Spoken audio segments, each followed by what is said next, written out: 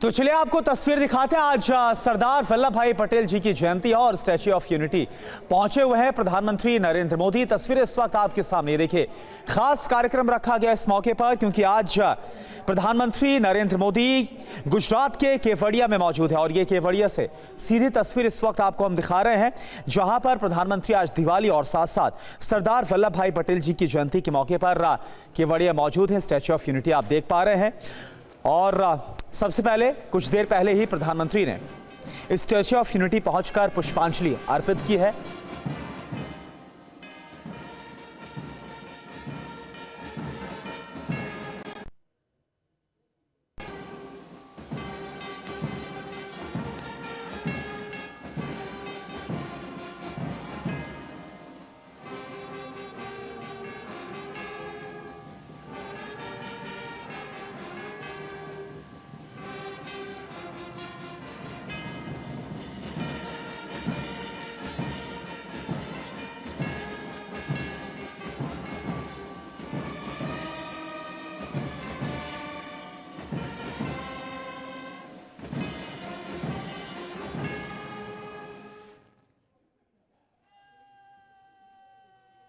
तो देखिए तस्वीर इस वक्त हम आपको दिखा रहे हैं। बेहद ही खास कार्यक्रम रखा गया है और सरदार पटेल की जयंती पर जो एकता दिवस मनाया जाता है, इस पर शपथ भी दिलाई जाएगी प्रधानमंत्री की तरफ से।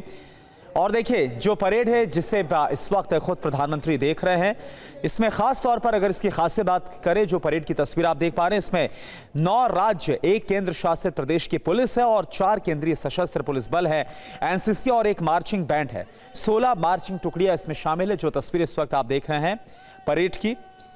और इसके साथ साथ जो एकता दिवस है इसकी परेड में, जिसकी तस्वीर लगातार लाइव कवरेज हम आपको दिखा रहे हैं, एनएसजी की हेल मार्च टुकड़ी और इसके अलावा बीएसएफ और सीआरपीएफ के महिला और पुरुष बाइकर्स की भी रैली यहां पर, ये देखिए तस्वीर आपको हम दिखा रहे हैं। बीएसएफ के मार्शल आर्ट का यहां पर बाकायदा जो शो है वो भी दिखाया जाएगा और स्कूली बच्चों का खास तौर पर पाइप बैंड शो है, यानी कि स्कूली बच्चे भी इस परेड का हिस्सा होने वाले हैं, जिसकी हर एक झलकी, हर एक तस्वीर हम आपके सामने रख रहे हैं। वायुसेना का सूर्य किरण फ्लाईपास्ट भी शामिल होगा। दरअसल आपको बता दें कि बुधवार को यानी कि कल ही प्रधानमंत्री गुजरात पहुंच गए थे, उनका गुजरात दौरा, ये तस्वीर आपको हम दिखा रहे हैं। और एकता नगर में 280 करोड़ रुपए की परियोजनाओं का आधारशिला रखी और उद्घाटन उनकी तरफ से किया गया था। और अब देखिए आज सरदार वल्लभ भाई पटेल जी की जयंती और साथ साथ दिवाली का मौका, यानी बेहद ही खास दिन आज, और इस मौके पर केवड़िया में मौजूद है प्रधानमंत्री नरेंद्र मोदी।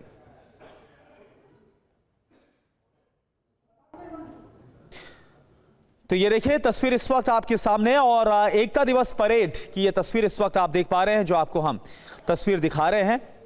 और इससे पहले आपको बता दें कि प्रधानमंत्री ने देशवासियों को आज दीपावली की शुभकामनाएं भी दी है, जिसमें उन्होंने लिखा है कुछ देर पहले, जो एक्स पर पोस्ट किया गया प्रधानमंत्री की तरफ से, कि देशवासियों को दीपावली की अनेकानेक शुभकामनाएं। रोशनी के इस दिव्य उत्सव पर मैं हर किसी के स्वस्थ, सुखमय और सौभाग्यपूर्ण जीवन की कामना करता हूं। ये कुछ देर पहले का एक्स पर पोस्ट प्रधानमंत्री की तरफ से। मां लक्ष्मी और भगवान श्री गणेश की कृपा से सबका कल्याण हो, ये प्रधानमंत्री की तरफ से कुछ देर पहले पोस्ट किया गया एक्स पर और देशवासियों को दीपावली की शुभकामनाएं दी गई हैं। और ये देखिए परेड, जिसकी सलामी लेते हुए प्रधानमंत्री नरेंद्र मोदी। और ये देखिए बेहद ही खास तस्वीर इस वक्त आपको हम दिखा रहे हैं। कल ही प्रधानमंत्री पहुंचे थे गुजरात और गुजरात को 280 करोड़ रुपए की सौगात भी दी गई है। तो देखिए ये 4 तस्वीरें आपको दिखा रहे हैं प्रधानमंत्री के केवड़िया दौरे की। कब कब केवड़िया गए हैं प्रधानमंत्री मोदी, सबसे पहले देखिए तस्वीरें सिलसिलेवार तरीके से दिखा रहे हैं। 2019 में सबसे पहले, उसके बाद 2020 में, फिर 2023 और अब 2024 की तस्वीर आप देख सकते हैं। एकता दिवस के मौके पर स्टैच्यू ऑफ यूनिटी पर प्रधानमंत्री मौजूद है, यहाँ पर फूल अर्पित किए उन्होंने। और एकता दिवस परेड में 16 मार्चिंग टुकड़ियां भी शामिल हैं। इस वक्त देखिए मार्च भी चल रहा है। प्रधानमंत्री नरेंद्र मोदी केवड़िया में मौजूद हैं, गुजरात के दौरे पर हैं पीएम मोदी। सरदार वल्लभ भाई पटेल की जयंती का मौका है।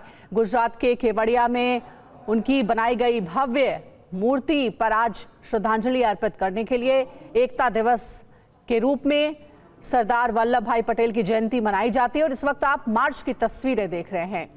किंजल मिश्रा हमारे साथ जुड़ गए, उनसे जानकारी हम ज्यादा लेते हैं।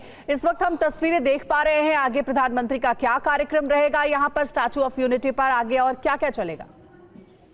देखिए, ये जो मार्च है वो हमेशा से कह सकते हैं कि रिमार्केबल रही है। इस बार में सबसे जो कह सकते हैं अट्रैक्शन का जो सेंटर है मार्च में वो ये है कि बीएसएफ है, एनएसजी कमांडो, सीआरपी और जो चेतक कमांडो हैं उनको सबसे आगे रखा गया है। उसके बाद एयरफोर्स और एनसीसी कैडेट के लोग हैं और वो भी जो पूरी यूनिट है वो लगाई गई है।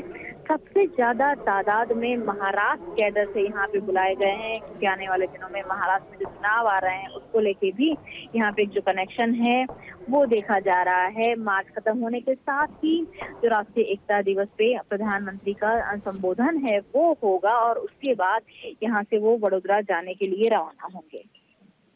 बिल्कुल। और देखिए किंचल, एक और जानकारी आपसे, क्योंकि देखिए आज एकता दिवस और ऐसे में लौह पुरुष को जो नमन है वो प्रधानमंत्री कर रहे हैं। तस्वीरें लगातार हम दिखा रहे हैं, प्रधानमंत्री ने पुष्पांजलि भी अर्पित की। आपसे जानना चाहूंगा एकता दिवस के मौके पर क्या वहां पर खास कार्यक्रम है, क्योंकि जानकारी ये भी है कि बीएसएफ के साथ साथ कई राज्यों की जो पुलिस है वो इस परेड में हिस्सा ले रही है। पूरी जानकारी दीजिए। के वक्त भी सब लोग यहाँ पे उपस्थित थे। अगर आज की बात करें हम तो पूरे देश के जो अलग अलग कैडर हैं, जैसे मैंने बताया था कि बीएसएफ है, चेतक कमांडो हैं, हर जो कैडर है हर कैडर यहाँ पे हैं। और जो आप पूरा जो दृश्य देख रहे हैं उसके अंदर हर राज्य की जो बेस्ट फोर्सेस है वो यहाँ पे उपस्थित हैं। उनके जो ऑफिसर, सीनियर ऑफिसर्स हैं वो यहाँ पे हाजिर हैं। और तकरीबन ये जो पूरी जो कह सकते हैं मार्च है वो 45 मिनट तक की चलती है और उसके बाद प्रधानमंत्री हैं और संबोधन करते हैं।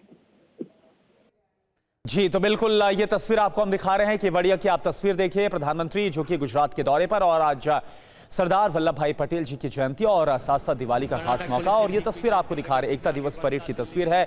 एकता दिवस के तौर पर इस दिन को मनाया जाता है और आज सरदार पटेल जी की जयंती है। और कुछ देर पहले पहुंचकर प्रधानमंत्री ने स्टैच्यू ऑफ यूनिटी को पुष्पांजलि भी अर्पित की है। और ये देखिए, दो तस्वीर आपके सामने, एक तरफ परेड की तस्वीर आपके सामने और किस तरह से नमन किया है प्रधानमंत्री ने एकता दिवस के मौके पर सरदार वल्लभ भाई पटेल को। ये तस्वीर आपको दिखा रहे हैं। तो देखिए, सवाल यही कि क्या बेंजामिन नेतन्याहू हिजबुल्लाह के टारगेट के नंबर 1 है? जी हाँ, क्या नेतन्याहू को खत्म करने का प्लान हिजबुल्लाह की तरफ से, हिजबुल्लाह के नए चीफ की तरफ से तैयार किया गया है? क्या हिजबुल्लाह ने हमले की रणनीति को बदल दिया है? हिजबुल्लाह चीफ नईम कासिम ने पद संभालते ही इजराइल को आखिर क्या धमकी दी है? नईम ने इजराइल को क्या धमकाया है, यह आपको बताएंगे। लेकिन उससे पहले आप देखिए, लेबनान में बारूदी तबाही की तस्वीर और बड़ी खबर आपके सामने। पूर्वी लेबनान में इजराइल का भीषण हमला हुआ है। टारगेट अटैक करके पूरे गांव को उड़ा दिया गया। विध्वंसक हमले में 60 से ज्यादा घर तबाह हो गए। ये देखिए तस्वीर आपको हम दिखा रहे हैं। ये तस्वीर है हिजबुल्लाह के गढ़ की, पूर्वी लेबनान की तस्वीर है जहां पर इजराइल की तरफ से, आईडीएफ की तरफ से बड़ा हमला किया गया, सीरीज ऑफ अटैक। और यहां पर पूरा का पूरा गांव इस वक्त आपको हम दिखा रहे हैं, उसे ध्वस्त कर दिया गया। और वहीं ग्राउंड ऑपरेशन के दौरान आईडीएफ की बड़ी कार्रवाई हुई है। आईडीएफ की 646वीं ब्रिगेड ने विस्फोटक से पूरे गांव को उड़ा दिया। हमले के बाद आईडीएफ ने दावा किया हिजबुल्लाह के ठिकानों पर किया है हमला। आईडीएफ ने हमले की तस्वीर जारी की। और देखिए, एक और बड़ी खबर, इजराइल का दक्षिणी लेबनान में भीषण हमला हुआ है। दक्षिणी लेबनान में हौला शहर पर मिसाइल अटैक किया गया। एयर स्ट्राइक में कई घरों को भारी नुकसान की खबर।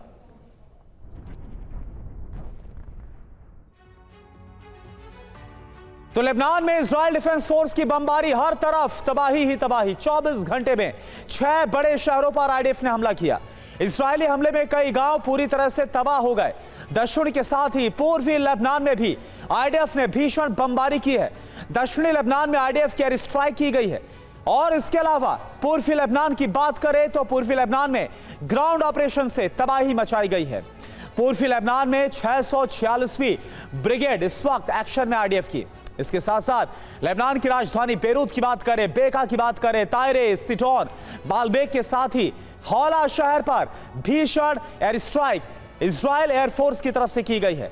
बीते 24 घंटे के बारे की जानकारी आपको दे, 24 घंटे में 50 से ज्यादा हिजबुल्लाह लड़ाकों की मौत हो गई है। दर्जनों सैन्य डिपो, रॉकेट लॉन्च सेंटर तबाह हो गए। और अगली अहम खबर है, हिजबुल्लाह के नए प्रमुख नईम की धमकी, इजरायली पीएम पर फिर से हमला होगा। नईम ने कहा इस बार नहीं बचेंगे बेंजामिन नेतन्याहू, कोई इजरायली ही करेगा हमला। हिजबुल्लाह में इजरायल का खौफ इतना है कि उसे हसन नसरुल्लाह के मारे जाने के बाद नए हिजबुल्लाह चीफ के नाम का ऐलान करने में 32 दिन लगा दिए। जैसे ही नईम कासिम को हिजबुल्लाह का नया लीडर चुना गया, इजरायल ने मौत की धमकी देने में देर नहीं की और बताया जा रहा है कि नए हिजबुल्लाह चीफ के खात्मे की तैयारी है। देखिए, एक तरफ बेंजामिन नेतन्याहू की ओर से क्या कहा गया है, जो कि इजरायल के पीएम है, और दूसरी तरफ योव गैलेंट, इजरायल के रक्षा मंत्री, उन्होंने क्या कहा है। सबसे पहले नेतन्याहू कहते हैं नया कमांडर ज्यादा दिन नहीं रहने वाला, तो वहीं योव गैलेंट की ओर से कहा गया है नईम कासिम लंबे वक्त तक जिंदा नहीं रहेगा। आगे जानकारी है, नेतन्याहू कहते हैं इतिहास में सबसे कम दिन चीफ रहने वाला होगा कासिम। योव गैलेंट का कहना है नईम कासिम टेम्पररी चीफ है, जल्द ही इसका काम तमाम कर दिया जाएगा। तो देखिए, दो टूक कहा जा रहा है इजरायल की ओर से कि कासिम का अंत बहुत जल्द होने वाला है। नेतन्याहू ने तो ये तक कह दिया है कि सबसे कम दिनों तक चीफ रहने वाला होगा कासिम।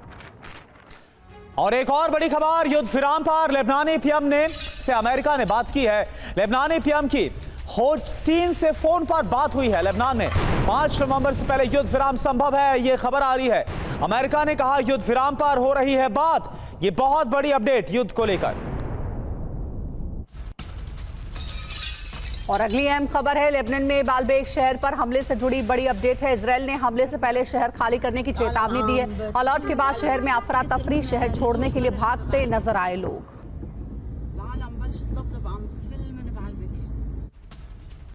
और देखिए, एक और बड़ी खबर, पूर्वी लेबनान में इजरायली सेना का बड़ा हमला।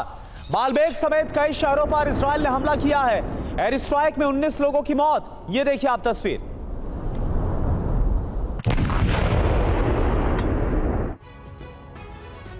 और इजरायली हमले के बाद हिजबुल्लाह का काउंटर अटैक, हिजबुल्लाह ने ड्रोन से किया इजरायल पर हमला। मध्य इजरायल में एक साथ 5 ड्रोन से अटैक हुआ है।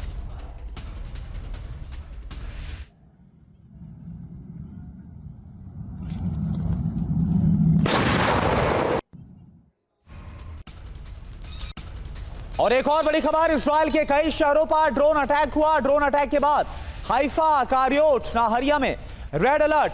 ड्रोन अटैक के बाद कई शहरों में बजने लगे सायरन।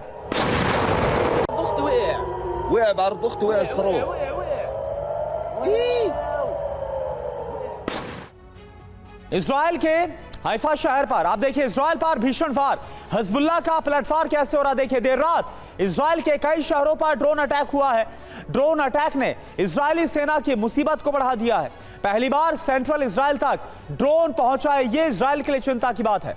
आईडीएफ की सबसे बड़ी मुसीबत क्या है, ड्रोन एयर डिफेंस सिस्टम की पहुंच से दूर है, उसको भी चकमा दे देता है। आयरन डोम ड्रोन को मार गिराने में नाकाम है। कम ऊंचाई पर उड़ने से आयरन डोम की पकड़ से दूर रहता है ड्रोन, और यही वजह है कि हिजबुल्लाह लगातार इसका इस्तेमाल कर रहा है। और अगली अहम खबर है, अमेरिकी चुनाव से पहले डोनाल्ड ट्रंप का बयान आया है। मैं मिडिल ईस्ट में शांति देखना चाहता हूं, यह कहा है डोनाल्ड ट्रंप ने। और बाइडेन द्वारा पैदा की गई समस्या को ठीक करूंगा। तो डोनाल्ड ट्रंप, जो कि अमेरिका के पूर्व राष्ट्रपति हैं, उन्होंने कहा है कि मिडिल ईस्ट में मैं शांति देखना चाहता हूं। चुनाव के तहत डोनाल्ड ट्रंप का यह बयान बेहद अहम है।